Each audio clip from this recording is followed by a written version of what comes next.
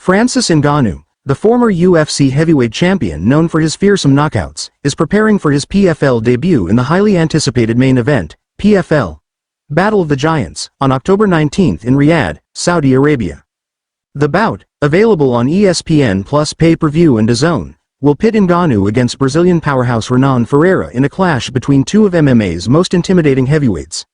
With both fighters coming in with impressive records, Ngannou at 17-3 and Ferreira at 13-3, this matchup promises to be a thrilling spectacle. For Ferreira, who is a two-time PFL heavyweight champion, this is more than just another fight. It's a career-defining moment. Ngannou acknowledged the high stakes for Ferreira, calling this matchup his ticket for the first class. Having spent years in the spotlight as one of the UFC's most popular fighters, Ngannou understands the pressure of headlining major events. He notes that while the excitement could fuel Ferreira, it also risks overwhelming him. This has two effects.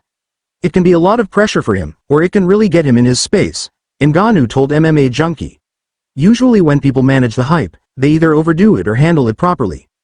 Ferreira is entering the bout with both a height and reach advantage, which could present challenges even for an experienced fighter like Ngannou.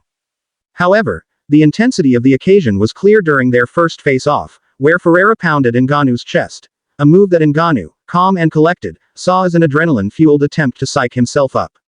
"I think it was him being excited for the fight," Ngannou remarked. "Regardless, this is a big fight, a massive fight for him. This is his first time at that level." Ngannou believes that the burst of enthusiasm Ferreira displayed before the fight may fade once they're in the cage. "He's getting a little pumped up with adrenaline that might drop down really quick when we're going to fight," Ngannou said, suggesting that Ferreira might be experiencing an adrenaline surge that could drain fast under the pressure of such a marquee matchup. This fight marks a new chapter in Ngannou's career, as he signed a significant deal with PFL that allows him to pursue both MMA and boxing, offering him flexibility and control over his career that was unavailable in the UFC.